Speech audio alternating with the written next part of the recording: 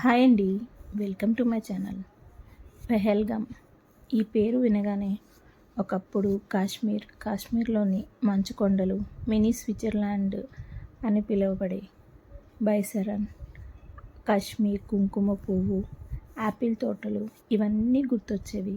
కానీ ఇప్పుడు ఈ పెహల్గామ్ అని పేరు చెప్పగానే గుర్తొచ్చేది ఈ మధ్య జరిగిన ఉగ్రదాడి. ఇంత ఘోరంగా అంటే ఇంత ఘోరంగా ఇక్కడ టూరిజంకి వచ్చి ఇక్కడ ప్లేసెస్ని అందాలను చూసి సంతోషంగా గడపాలనుకుని వచ్చిన టూరిజంకి వచ్చిన ఏమీ తెలియని అమాయకుల్ని ఎంత దారుణంగా చంపేశారు. ఈ ఉగ్రదాడి అసలు చాలా అంటే చాలా ఘోరమైనది, నీచమైనది కూడా.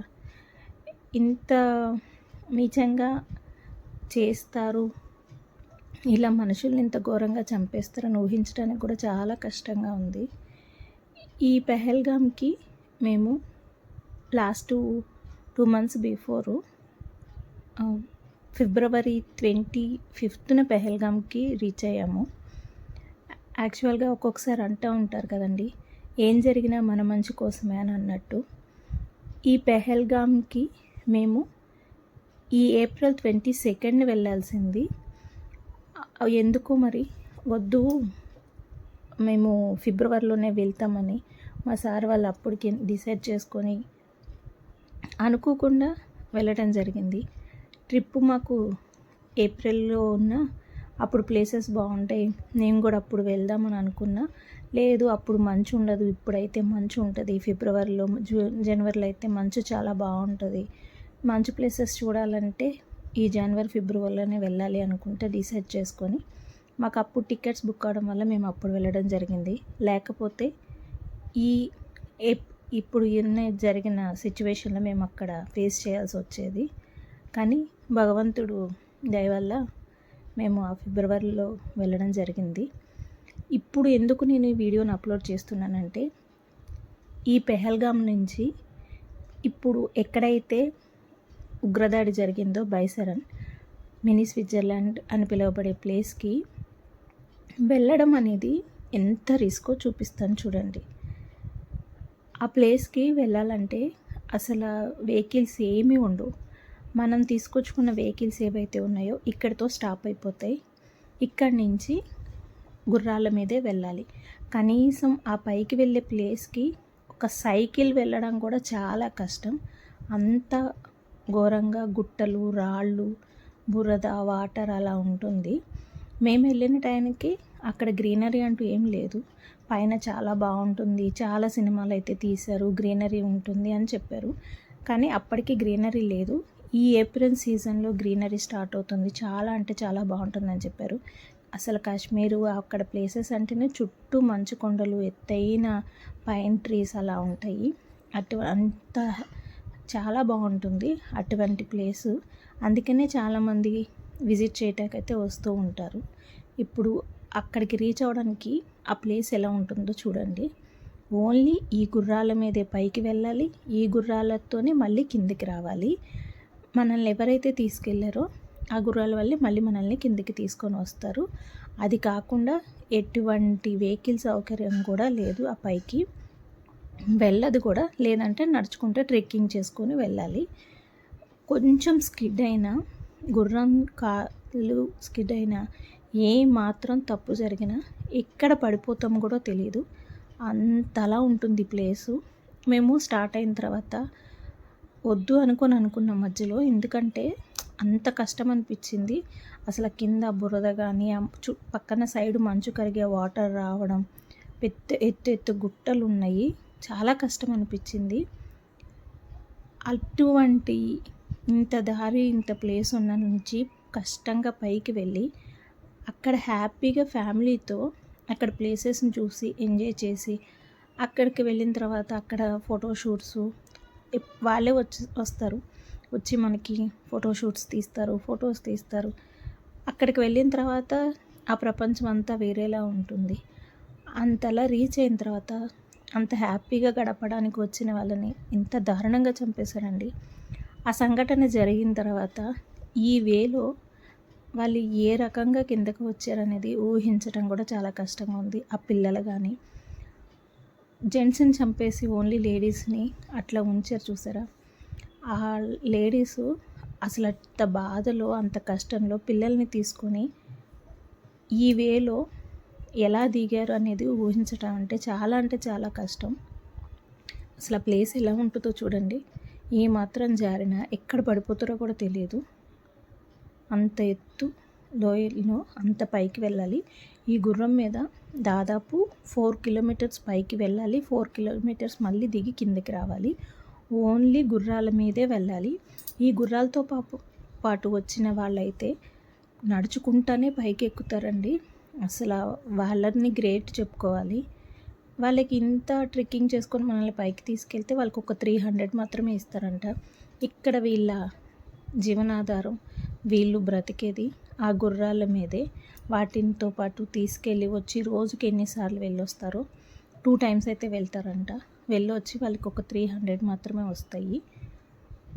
ఎంతమంది వీటి మీద వాళ్ళ కుటుంబ పోషణ చేసుకుంటున్నారో తెలియదండి. అన్ని గుర్రాలు ఉంటాయి, కొన్ని వేల గుర్రాలు ఉంటాయి. ఇప్పుడు ఇక్కడ ఈ ప్లేసెస్కు వచ్చిన తర్వాత నెక్స్ట్ ఈ పెహల్గాం నుంచి అమర్నాథ్ యాత్రకు కూడా గుర్రాల మీదే వెళ్తారు. ఆ యాత్రకి మళ్ళీ అటువైపు వెళ్తాయి. నెక్స్ట్ జూన్లో స్టార్ట్ అవుతుంది ఆ యాత్ర. అప్పటి వరకు ఇక్కడికి ఈ బైసరానికి పైకి వెళ్ళి వస్తూ ఉంటారు. అసలు చూడండి, అసలు అవి కింద ఉన్న రాళ్ళు కానీ ఆ గుట్టలు కానీ అవి ఎక్కడానికి ఎంత కష్టంగా ఉందో. మాకైతే అసలు చాలా ఘోరంగా అనిపించింది. మేము ఫస్ట్ సోన్మార్గ్ అలాగే గుల్మార్గ్ వెళ్ళొచ్చినప్పుడు అవి మంచు కొండలు, వాటిలో వెహికల్స్లో వెళ్ళాము. అలాగే పైకి మంచు కొండలకి ఎక్కినప్పుడు కూడా చిన్న చిన్న ట్రెక్కింగ్స్ చెక్క మీద కూర్చొని అట్లాంటివి జరిగినాయి. కానీ ఇది మొత్తం చాలా దూరంగా ఈ గుర్రాల మీదే వెళ్ళాలి. కానీ ప్లేస్ కూడా సాఫ్ట్గా అస్సలు ఉండదు. ఏదైనా జరిగినా కూడా పైకి సెక్యూరిటీ రావటానికి కానీ అలాగే వెహికల్స్ రావడానికి కానీ అసలు ఛాన్సే ఉండదు. ఒక రూట్ కూడా ఉండదు. బై మిస్టేక్ మనం అక్కడ ఉండిపోయినా అక్కడి నుంచి కిందకి రావడానికి అసలు ఒక రూటు ఇది ఇటు వెళ్తే మనం కిందకి దిగుతామని కూడా ఉండదు. అసలు ఎటు నుంచి ఎటు ప్లేస్ ఉంటుందో కూడా తెలీదు. కానీ మేము వెళ్ళినప్పుడు నాకైతే అనిపించింది, శ్రీనగర్లో ఫుల్ సిఆర్పిఎఫ్ జవాన్ సెక్యూరిటీ ఉంది, సోన్మార్గ్లో ఉంది, గుల్మార్గ్లో ఉంది. గుల్మార్గ్లో అయితే మనం ఎంట్రీ పాస్ చేసినప్పుడు ఖచ్చితంగా మన ఆధార్ అయితే అడుగుతారు. కానీ ఇంత టూరిజం ఉన్న ఈ ప్లేస్లో అయితే అస్సలు సెక్యూరిటీ ఉండరు, కింద ఉంటారు. కింద పెహల్గాంలో ఇప్పుడు మన అమర్నాథ్ యాత్ర స్టార్ట్ అయ్యే ప్లేస్లో సెక్యూరిటీ ఉంటారు. కానీ ఈ పైన అసలు సెక్యూరిటీ అస్సలు ఉండదండి. మరి అక్కడ చాలా స్ట్రిక్ట్గా ఉంటుంది. మనం ఇన్ని రోజులు కాశ్మీర్ వెళ్ళాలంటే ఒకప్పుడు చాలా భయపడేవాళ్ళు. కానీ ఇప్పుడు ఇంతమంది టూరిజం పెరిగిందంటే మన సిఆర్పిఎఫ్ జవాన్స్ అక్కడ ఉన్న సెక్యూరిటీని బట్టి చాలామంది వెళ్తున్నారు. ఇక్కడ మరి ఎందుకు దాన్ని ఐడెంటిఫై చేయలేదో సెక్యూర్ ఉండాలి, సెక్యూరిటీ పెట్టాలి అని. ఎందుకంటే ఈ ప్లేస్కి అసలు ఎలా రీచ్ అవ్వాలి, అక్కడ ఏదన్నా బై ఇన్సిడెంట్ ఇవాళ ఉగ్రదాడినే కదా ఏది జరిగినా కూడా వెంటనే చర్య తీసుకోవడానికి దగ్గరలో అయితే ఏమీ ఉండవు. మళ్ళీ ఈ గుర్రాల మీద కిందకి దిగి రావాల్సిందే. ఇంతటి కష్టమైన ప్లేస్లో ఆ పిల్లలు కానీ వాళ్ళు కానీ ఎలా దిగారనేది నాకైతే అస్సలు మేము వెళ్ళిన వాళ్ళకి ఖచ్చితంగా అర్థమవుతుంది అది ఎంత కష్టమైన రిస్కీ పనో. బై మిస్టేక్ మనం గుర్రం నుంచి కిందకి దిగినప్పుడు కూడా జారిపోతూ ఉంటాము.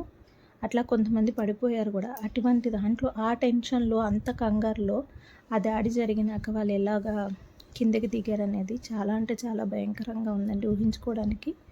ఈ ప్లేస్ అయితే చాలా కష్టంగా ఉంటుంది. అసలు ఎవరు ఎటు నుంచి వస్తారు అనేది కూడా తెలియదు.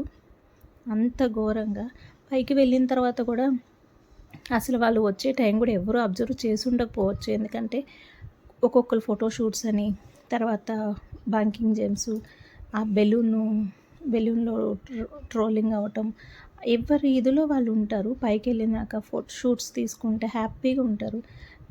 వాళ్ళైతే నిజంగా అండి 6 days మ్యారేజ్ అయిన జంట ఎంత హ్యాపీగా ఇక్కడ ఈ ప్లేస్ని ఎంజాయ్ చేద్దాం అనుకొని వచ్చి ఉంటారో వాళ్ళకి ఎంత దుఃఖం మిగిల్చిందండి. చాలా బాధాకరం. ఇటువంటి సిచ్యువేషన్ అసలు ఎవ్వరికీ రాకూడదు. నాకు అసలు ఈ విషయం తెలిసిన తర్వాత జస్ట్ మేము వెళ్ళి వచ్చింది 2 months. కానీ ఇక్కడ ఈ గుర్రాల వల్ల కానీ శ్రీనగర్లో అక్కడ కాశ్మీర్లో ఉన్న లోకల్ వాళ్ళు కూడా మనం వెళ్తే మనల్ని చాలా బాగా రిసీవ్ చేసుకుంటారు. మనం ఈ గుర్రాలు తీసుకెళ్ళేవాళ్ళు మీకేం కాదు, మేము ఉన్నాం, మేము చూసుకుంటాం, మీరు జాగ్రత్తగా, మేము తీసుకెళ్తాం, మేము జాగ్రత్తగా అని చెప్తానే ఉంటారు. వాళ్ళు మనల్ని ఒక అతిథుల్లాగా మేము రీచ్ అయిన హోటల్స్లో కానీ ఎవరైనా అక్కడ శ్రీనగర్లో ఉన్న వాళ్ళు కానీ చాలా బాగా మనల్ని రిసీవ్ చేసుకుంటారు. ఈ ఘటన వల్ల ఇక్కడ ఎంతమందికి జీవనాధి పోయిందో తెలియదండి. ఎందుకంటే చాలామంది ఎన్ని వేల గుర్రాలు ఉంటాయంటే ఆ గుర్రాలనే వీళ్ళు తీసుకెళ్ళటం, వీళ్ళకి వచ్చే అమౌంట్తోనే వాళ్ళ కుటుంబం పోషణ జరుగుతుంది. అసలు ఎంత నీచంగా ఆలోచించి ఈ ఉగ్రదాడి చేసి ఉంటారు. ఏమీ తెలియని అమాయకుల మీద దాడి చేసి వాళ్ళు నిజంగా అసలు వాళ్ళ మనుషులు కాదు, వాళ్ళ మనుషులు అనడమే తప్పు. ఇదేనండి ఎగ్జాక్ట్ ప్లేసు. ఇంత మనం కష్టపడి పైకి వచ్చినాక ప్లేస్ ఇలా ఉంటుంది పైన.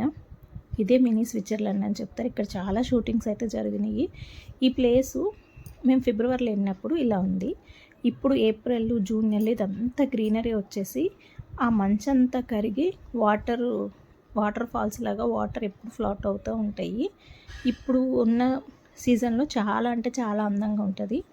ఇక్కడికి వచ్చిన తర్వాత ఆ ప్లేసెస్ ఎప్పుడో ఒకసారి ఎంజాయ్ చేద్దాం ఫ్యామిలీతో అనుకొని, అటు కొత్తగా పెళ్ళైన వాళ్ళు, తర్వాత పెళ్ళయి చాలా ఏజ్ తర్వాత ఒక ఎంజాయ్ చేయాలి, వెళ్ళాలి అనుకున్న వాళ్ళు ఎంతోమంది వస్తూ ఉంటారు.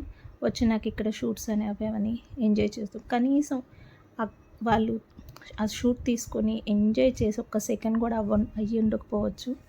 అంత దారుణంగా చంపేశారు. ఇటువంటి సిచ్యువేషన్ ఇంకెప్పుడు ఎవ్వరికి ఎక్కడ జరగకూడదని ఆ ప్లేసెస్ ఎలా ఉంటాయని చూపించడం కోసం మాత్రమే నేను ఈ వీడియోని అప్లోడ్ చేస్తున్నాను, వేరే ఏది కాదండి.